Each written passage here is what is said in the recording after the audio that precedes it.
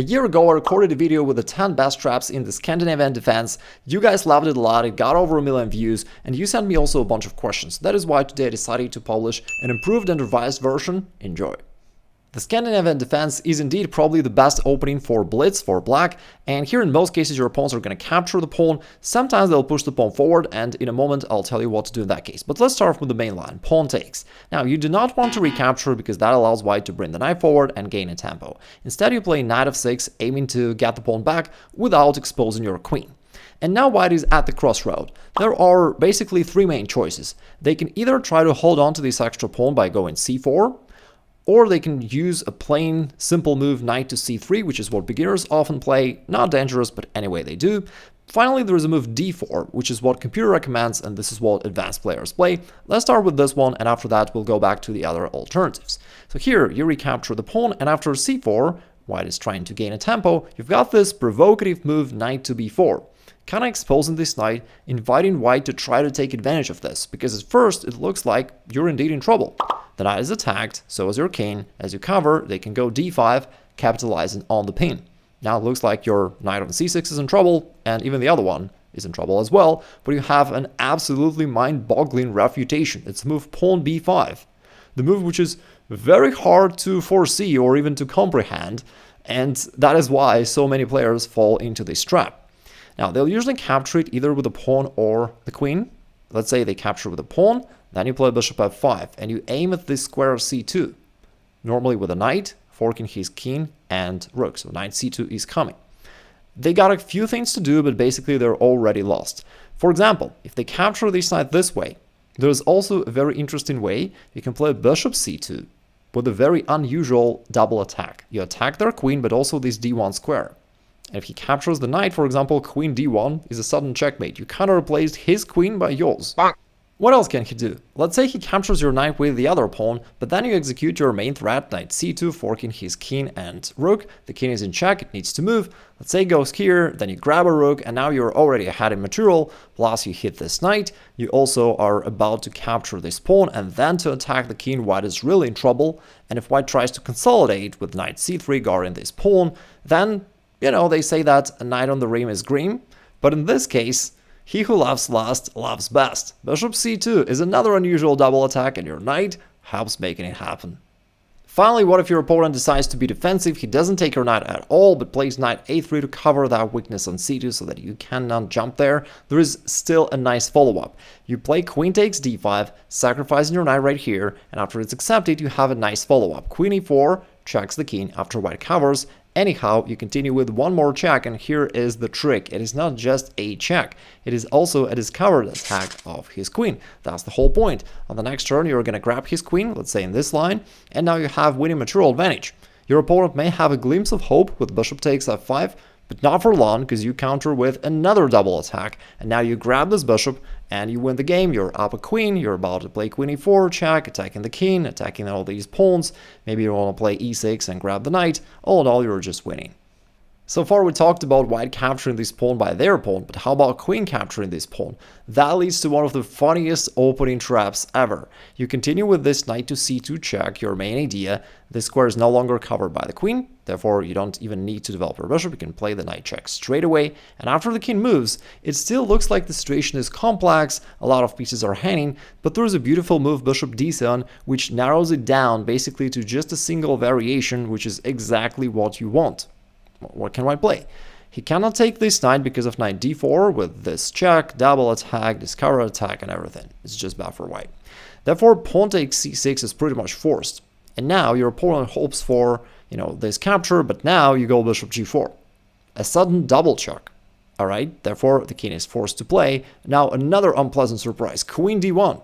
You can replace their queen on d1 by yours, delivering this check. The bishop supports it, therefore the king needs to move. Now you grab a bishop with yet another check. Go into the d file is dangerous. Black is gonna bring up the rook into the attack. If the king goes here, you continue with the roundhouse kick.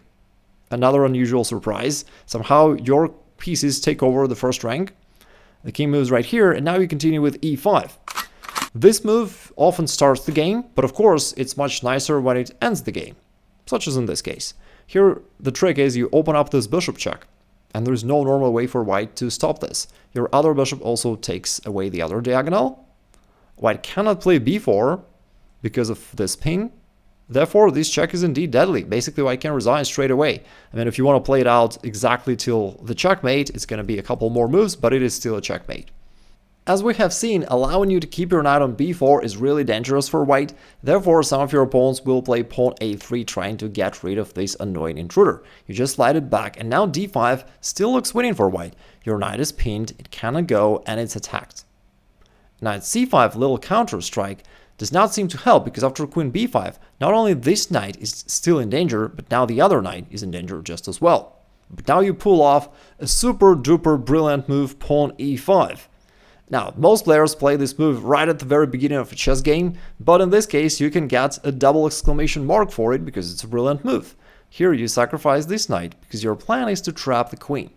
Your knight is doing a good job controlling these two squares, and your idea is to play pawn a6 and capture the queen. Your opponent might figure it out, and after some thinking will play queen b4. Thinking that he's up a knight, he can just retreat his queen, and that he's about to win the game, but don't worry, we're gonna keep his ego in check. Alright, now let's talk about the fish in the room. What if your opponent is not seduced by this check, but tries to just play a3, plays very solidly, kicks your knight back, then you retreat. Now this pawn on d4 is still attacked, and if white defends it somehow, you can continue attacking it. Objectively speaking, white is better, but in reality it is still very tricky, and white still needs to be very precise. Plus your position is not bad, I mean, you can play it on, certainly. Now this pawn is hanging, let's say he defends it, you've got e5, this another interesting pawn break to open up the position, to keep attacking. Now what can they do? Like, the knight is pinned, therefore the knight cannot take it. He can either capture it with a pawn or push the pawn forward. Capturing is not a good idea, you're gonna take, exposing his king, and then you're gonna pick up this pawn with a great position. So d5 is a stronger option, but in this case you also have this very interesting follow-up. And again, although Stockfish tells you that white is better, but it's a very complex position, and unless your opponent is at a master level, there's no way he'll figure it out. And the most likely scenario is he's going to capture this knight, and now after a trade of queens, you capture this one on f3, which leads to a great position for you. In fact, you're winning. If white does nothing special, you're going to pick up this pawn, castle queenside with a check, you're up pawn, you're winning. And if your opponent decides to take a chance and say, hey, wait a second, I'm going to capture this pawn, and then I'm going to capture the rook and promote into a new queen, then there's a very nice refutation. You play pawn takes g2 with a sudden discover check. White needs to do something about that, and then not only you capture a rook and promote a new queen, but you also use this interesting diagonal x-ray of your own rook, which you need for defense. If white now tries to do the same, guess what? It doesn't happen because you've got this queen right there and have this really long move, queen takes a8, winning the game. To those of you who got excited and went to try it out in Blitz, and your opponent certainly played something different, welcome back into the video. Now we'll talk about the rest of the variations that you need to know. So here so far we're talking about knight f6, aiming to get the pawn back. The most principled move for white is d4, and now you can either go for this knight takes d5 tricky idea that we've been talking about, or if you want something more serious, there is a move bishop g4 known as the Portuguese gambit, which I recommend for more advanced players, or if you don't want to play tricky lines. I've got another video about this, I'll link it down below. Right now let's come back to this position and let's talk about knight c3, the move played by beginners typically. Here the move is not dangerous because you can simply get back your pawn on d5 and now you're already good. Moreover, in most cases they follow up with this trade on d5, and now the position is more or less symmetric, but you have one piece developed, they have nothing, therefore it's kind of like you already are taken over. Now white needs to be careful not to end up in a worse position.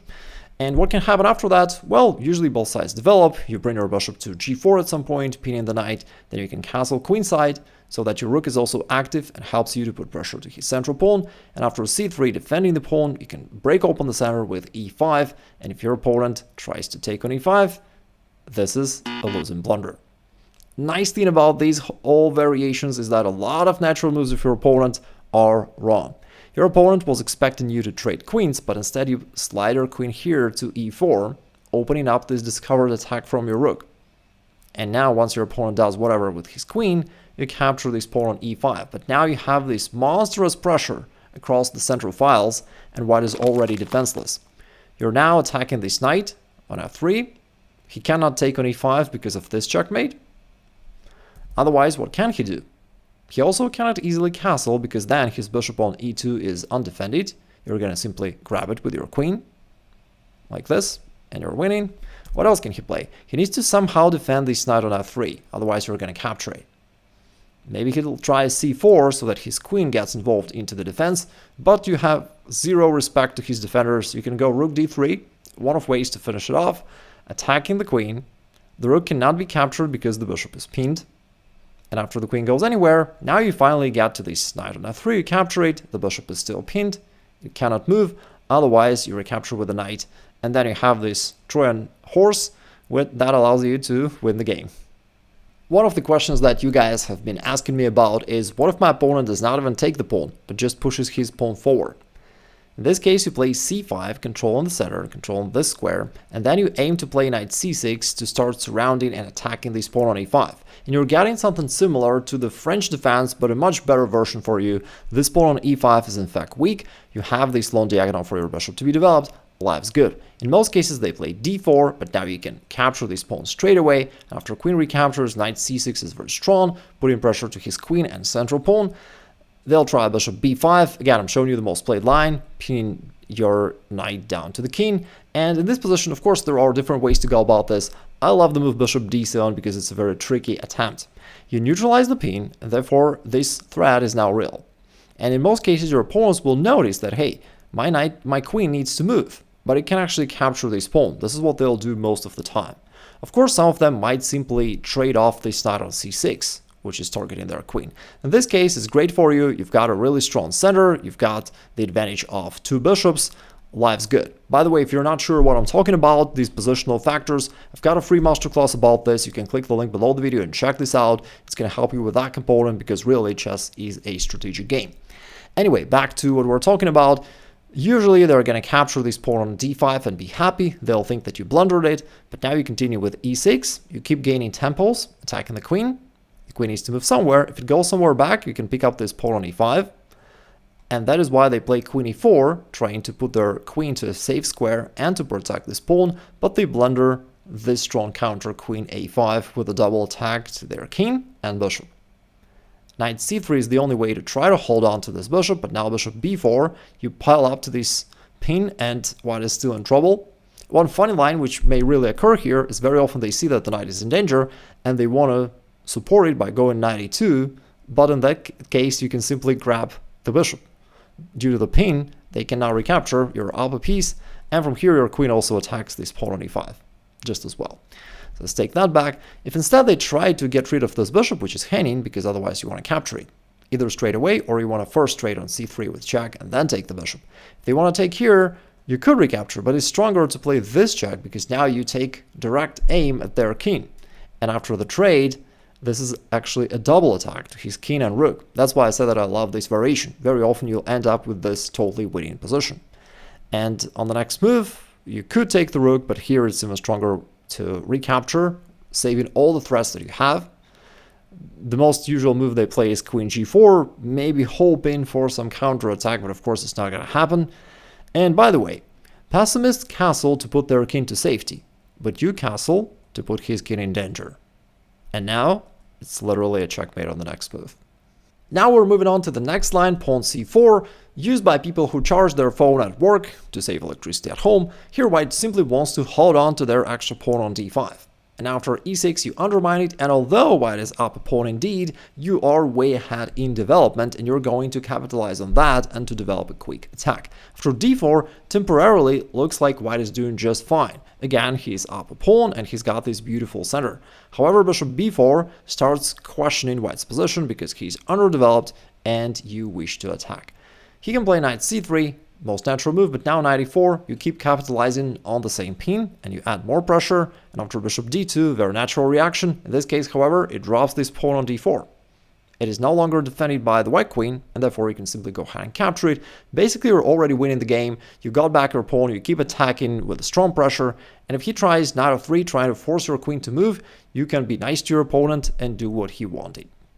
Even if your opponent doesn't blunder, his position is already tough. You're attacking, you're about to capture this knight on c3. If not, if he defends it somehow, you want to simply castle, put your rook to the e-file and begin your attack. Knight e2 is one of the decent moves for white to defend this other knight on c3, and yet he drops this pawn on c4, which is no longer defended by his light square bishop. Now you have these two bishops putting strong pressure, plus your knight is still attacking this knight on c3. Again, white is somewhat in trouble. He may try queen a4 because it may look for a second like your pieces are somewhat loose, and he may hope to capture one of them, but knight c6 keeps it under control. You block the check and you guard the bishop. Basically, your idea now is to still to attack this knight on c3.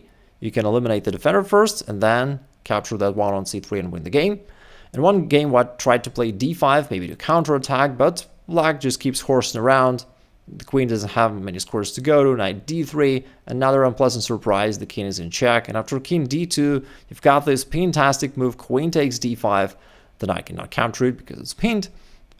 Otherwise, you're about to keep attacking, and after king to c2, you've got another Trojan horse, sacrificing the knight and finishing the game.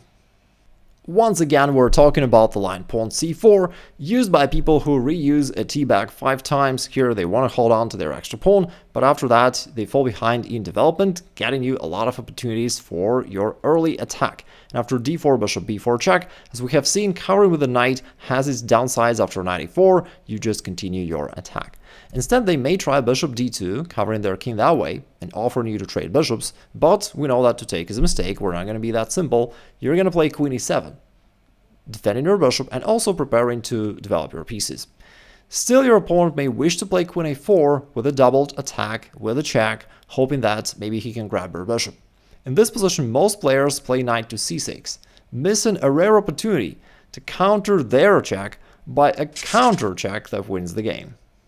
Let's say your opponent does not follow the script, he does not play queen a4 check, he instead simply trades on b4. Well, his king is still in check, plus you're also potentially threatening this pawn, maybe the other one, therefore queen d2 is the move they're going to play, offering you to trade, but once again we're going to follow the rule to take is a mistake. You develop your knight and guard the queen simultaneously. If he trades there, good for you, your knight will advance forward and create threats. If he tries d5 with a double attack, as always, we have some unpleasant surprises for your opponent. You simply castle, ignoring him and beating his pawn. Finally, if he wishes to somehow reduce the pressure, now your knight comes forward, threatening fork. He needs to do something about that. If knight a3 to cover that square so that you cannot fork him, now you can get your bishop out of danger, getting ready to attack his king. And even in an endgame, it's still very uncomfortable for him. And in fact, here he just loses the game. You capitalize on the pin, attack this bishop, and white is defenseless. After knight d4, you can play the Sicilian defense, basically pawn c5. That, in this case, wins the game. You chase away this knight, but the knight cannot move because then he's going to drop the bishop. And even if your opponent is familiar with the en passant capture, it is not going to help because in this case, he drops this knight on d4 and then the bishop. If you want to know a similarly great attacking opening for white, check out this video. It's really one of my favorite openings. And if you want to level up your positional understanding, which is the core of chess, check out this free masterclass and keep crushing it.